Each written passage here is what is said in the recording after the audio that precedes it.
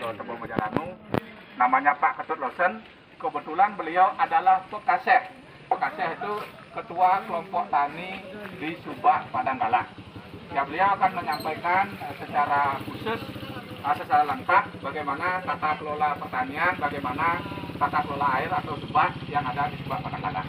Yang untuk itu kami persilakan Pak Ketut langsung aja. Silakan Pak Adi, silakan. Yes. Selamat pagi Bapak Ibu semuanya. Selamat datang di Pulau Dewata. Perkenalkan, nama saya adalah I Ketut Losen. Kalau ada I berarti saya orang Bali. Karena I itu identitas laki untuk orang Bali. Kalau yang perempuan, nama depannya itu Ni. Nah, kemudian Ketut itu urutan kelahiran. Jadi di Bali menyediakan 4 urutan kelahiran. Yang pertama Wayan atau gede, kemudian yang kedua Made atau nengah, yang ketiga Nyoman atau komang, dan yang keempat itu Ketut. Nah, nanti gimana kalau lebih? Ulang ke yang nomor 1 lagi. Nah, saya kebetulan anak yang ke nomor urut lahir yang keempat, sehingga embel-embel nama saya I, laki-laki Bali, Ketut nomor 4, Losen itu baru nama saya. Dan tahu saya artinya itu anugerah dari orang tua saya. Entah apa maksudnya memberikan nama seperti itu, saya syukuri saja. Nah, lalu di sini sehari-harinya saya adalah sebagai Pekaseh. Pekaseh itu adalah ketuanya Subak. Jadi ketuanya Subak. Subak itu sendiri adalah lembaga tradisional Bali yang bergerak di bidang pertanian yang bersifat sosial ekonomi, berlandaskan agama Hindu, adat, budaya, dan tradisi Bali. Nah, dengan demikian kita di Bali bertani itu tidak serta-merta melakukan pendekatan teknologi saja, tetapi kita gabungkan. Jadi kita gabungkan teknologi, religius, adat, budaya, dan tradisi. Jadi yang teknologi urusannya Dinas Pertanian dengan PPL dan POPT-nya. Yang tradisional urusan kami-kami di Subak. Jadi Subak ada 3 komponen. Ada orang-orangnya, petani-petaninya sendiri yang disebut dengan komponen Pauwongan. Lalu ada di komponen Pak Wong ini lengkap dengan aturan-aturannya, sistem-sistemnya, sehingga permasalahan-permasalahan bisa diatasi. Lalu komponen yang kedua itu adalah komponen alam lingkungan, tempat berusaha tani, itu sawah-sawah itu sendiri, lengkap dengan piranti-pirantinya, ada bendungan, ada bangunan pembagian air, ada saluran-saluran irigasi dan lain-lainnya. Kemudian komponen yang ketiga itu komponen alam lingkungannya ini disebut dengan pelemahan. Lalu komponen yang terakhir yang ketiga itu komponen yang berkaitan dengan beliau yang di atas ya. Nah, yang kita harapkan selalu merestui, memberkati, membimbing, menuntun kita dalam berusaha tani. Oke, untuk mempersingkat waktu, giring ke Wantilan Dumon sebentar. Nanti Pak ada pemandu kami yang akan memandu Bapak di saat berjalan-jalan melewati persawahan yang ada di desa kami. Oke. Dan Pak Probekal juga menyambut di Tebo Majalangu. Bapak Kepala Desa. Ya, Kepala Desanya. Nanti setelah itu Bapak Kepala Desanya akan memberikan tentang pemaparan bagaimana ide yang sebelumnya dimiliki oleh Pak Probekal untuk membangun kawasan ini. Oke, silakan Bapak. Mudah-mudahan berkenan kunjungannya. Ya, silakan. Desa Kertalangu, kampung ada kadusnya.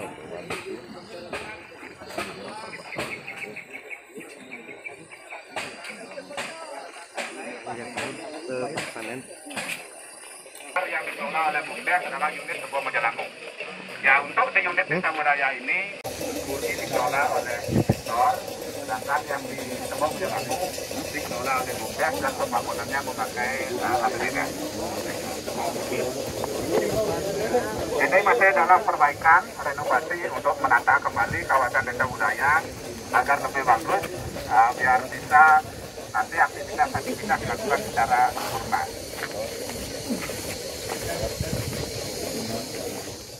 Namanya sanggah catu. Jadi namanya sanggah catu milik perorangan. Jadi tiap petak nanti ada yang dari besi, ada yang dari kayu, ada yang dari anyaman bambu. Jadi ini untuk mengimplementasikan hubungan petani dengan komponen ketuhanan yang Maha Esa yang saya bilang komponen yang terakhir tadi. Jadi mereka punya perorangan dengan sanggah catunya, punya juga yang kelompok yang disebut dengan Pura Soba. Kita lanjut lagi Bapak Ibu sekalian, akan berkaitan erat dengan tata kelola air. Saluran-saluran air itu dibedakan berdasarkan ukuran lebarnya. Yang paling lebar itu saluran induk, namanya telabah gede. Lalu yang menengah seperti yang ada di sebelah kanan, itu namanya telabah. Kemudian yang kecil namanya gelingingan. Lalu ada yang buntu nanti masuknya ke petak sawah. Jadi buntu, ini namanya kekalen. Sedangkan pintu airnya yang untuk sebagai jalan masuk air ke petak sawah itu namanya pengalapan.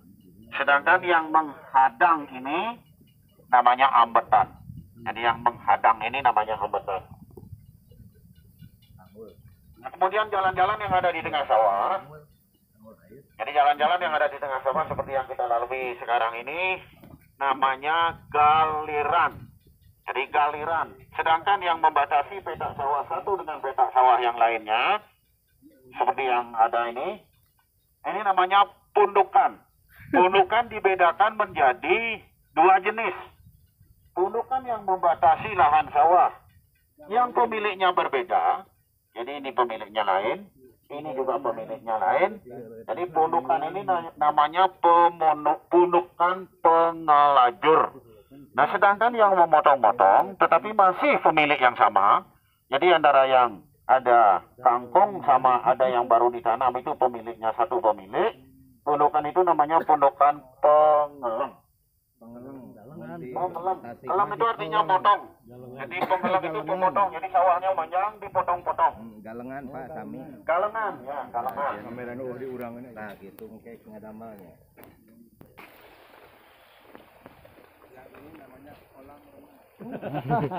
Nah, sedangkan Bapak Ibu sendiri ini salah satu contoh yang kecil. Kita sudah melihat bangunan untuk membagi air. Ada banyak jenisnya. Jadi ada banyak jenisnya. Keseluruhan itu namanya temuku. Dalam tata kelola air akan kami jelaskan lagi jenis-jenis temukunya. Jadi jenis-jenis temuku ada. Nah, sambil jalan aja. Secara umum, keseluruhan bangunan untuk memecah atau membagi air itu namanya temuku. Kemudian fungsi dan aturannya berbeda-beda. Ada yang namanya temuku air. Temuku air itu permanen. Tidak bisa ditutup dan tidak bisa dibuka. Jadi dibagi, tidak diapa-apakan lagi sehingga aliran dan pembagian itu berjalan sepanjang tahun. Jadi itu temuku utama. Kemudian yang kedua, ada yang namanya yang temuku. Jadi tidak ada tambahan email-email apa lagi. Jadi ada tambahan temuku. Jadi kalau temuku itu di bawahnya ada lubang kurasan. Jadi ada lubang kurasan. Sehingga bisa dibuka. Sehingga kalau salah satu dibuka, yang satunya debit airnya akan berkurang.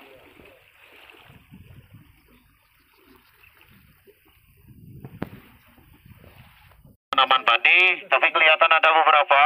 Ini bukan gulma, Bapak, ya. Ini bukan gulma, tapi ini sayur yang sengaja ditumpang sari. Nah, yang sebelah kita lihat. Sayur apa ya? Ini namanya kalau di Bali disebut dengan sayur gonde. Nah, itu lagi memanen. Kangkung ya? Bukan. Bukan. Gonde lain. Kangkung ada.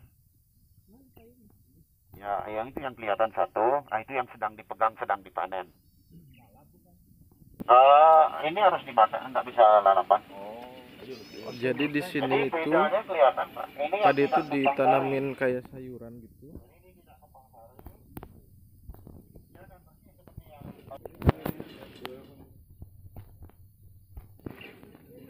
Nah, kemudian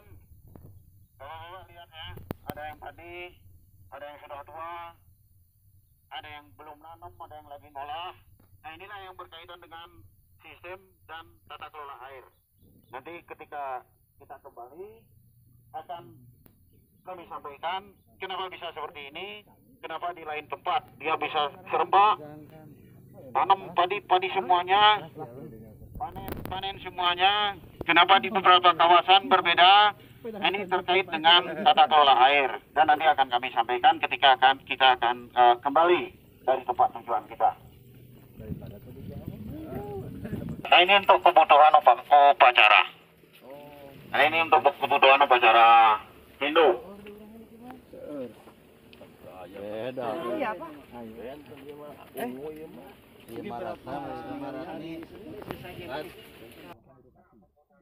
Sekarang pun ada di sana zona outbound. Kemarin yang ada edukasi, sekarang outbound, besok lagi edukasi. Jadi yang dikelola sama besok yang ketiga ya? Itu namanya apa itu tadi? Namanya? Namanya Desa Budaya Ketelangu.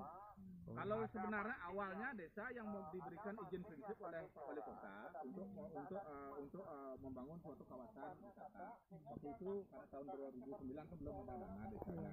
Investor lah yang membangun. Karena ada kerjasama dari desa dengan investor. Setelah berjalan lama, ada kita punya peluang untuk inovasi desa membangun suatu kawasan yang khusus dikelola oleh BUMDes. Ini jogging track tuh ada retribusinya ada? Karena kita mengontrak lahan, beberapa lahan petani ada istilahnya setiap yang melakukan jogging di sini ada namanya tiket masuk kawasan. Ya, seperti yang tadi di depan Rp2.000 itu kita pergunakan untuk perbaikan jogging, mengontrak lahan sawah petani.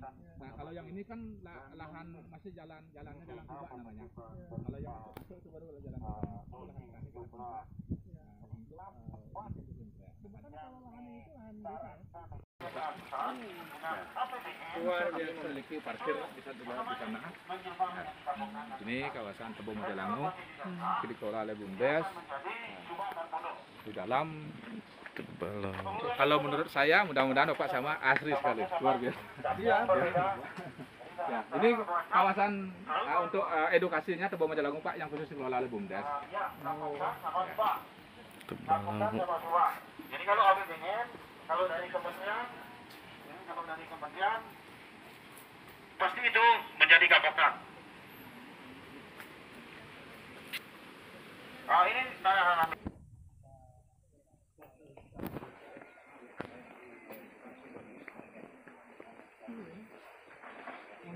Kalau desa dinas tidak memiliki, kecuali yang baru-baru saja setelah PAD-nya tinggi dan mampu membeli. Tapi kalau yang tradisional, tanah adat ada. Nah, tanah adat itu, saya pernah mendengar kalau itu. Tanah satu. Nah ini patung selamat datang kami berupa patung semut. Ini kami pakai yang dua istilah. Yang pertama kami memilih patung semut ini karena latar belakang dari bangunnya pembangunan Tebo Majalangu ini memakai filosofinya semut-semut, gotong royongnya sangat tinggi. Kami karena boleh dikatakan modalnya kecil, kami mengedepankan gotong royong. Jadi ini dibangun memang benar-benar gotong royong bersama-sama, perangkat desa bersama penduduknya.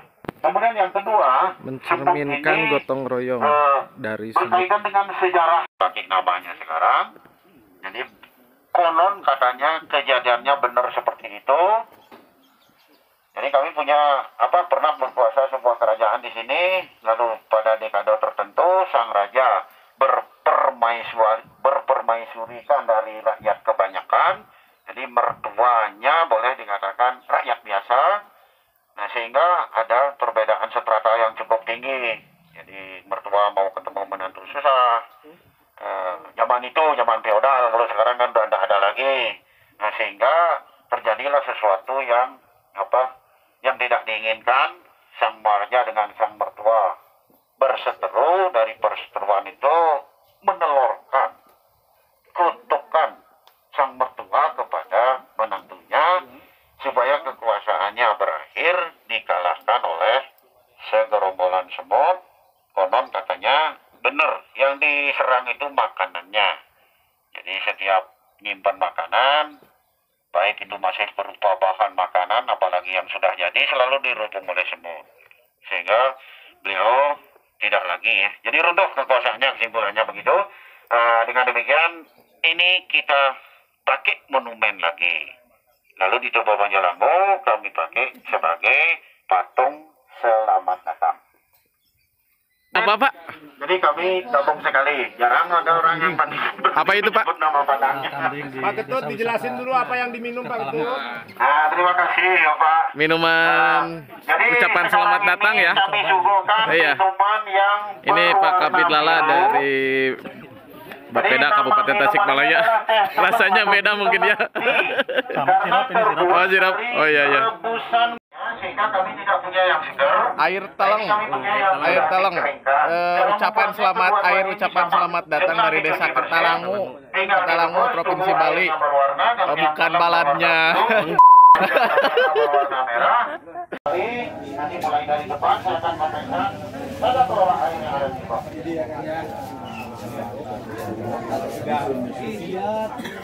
ini. Tanaman repugia. Yang umum dipergunakan itu adalah yang gemitir seperti yang kuning-kuning, karena itu ada nilai ekonomisnya, itu bisa dijual untuk kepentingan. Untuk lahan kami yang di belakang itu Repugia untuk menghalangi hama.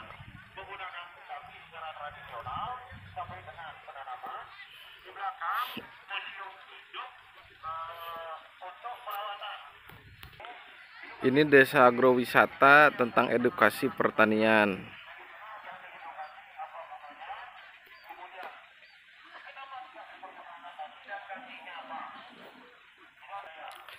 Bioplog ternak lele.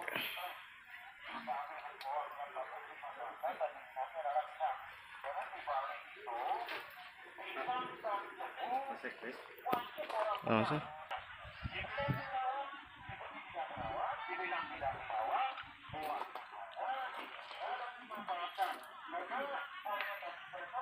Bioplog ternak lele.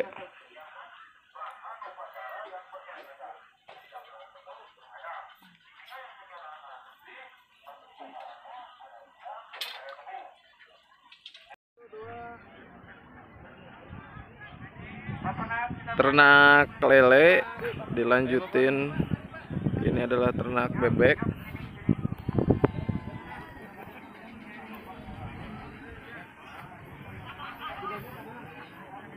Oke, untuk keluarga besar dari PMN 2, sebelum kita mulai kegiatan outbound, kita akan foto bersama terlebih dahulu. Embe. Tenang ya. Untuk besti-besti aku, luar biasa. Sekalipun bagi yang yang pendek sini disebut Pak Kadis PFD Kabupaten Tasikmalaya. Dibuka Pak maskernya Pak, biar terkenal. Ada di YouTube Desa Gunung Sari Pak. Ya. Nah yang ada visualnya itu mungkin Bapak udah pada paham semua. Keseluruhan cairan obat-obatan pertanian itu namanya pestisida. Berdasarkan fungsinya dipisah-pisah lagi. Untuk mengendalikan gulma itu namanya herbicide. Kita udah melihat bangunan untuk memangi air. Ada banyak jenisnya. Jadi ada banyak jenisnya. Keseluruhan itu namanya tempo. Nanti dalam tata kelola air ada dikasih lagi untuk jenis-jenis tempo. Tempo ada. Tata kelolanya secara banyak tahun. Jadi itu tempo utama. Kemudian yang kedua ada namanya yang tempo. Jadi tidak ada tambahan email-email apa lagi. Jadi ada tambahan tempo. Jadi kalau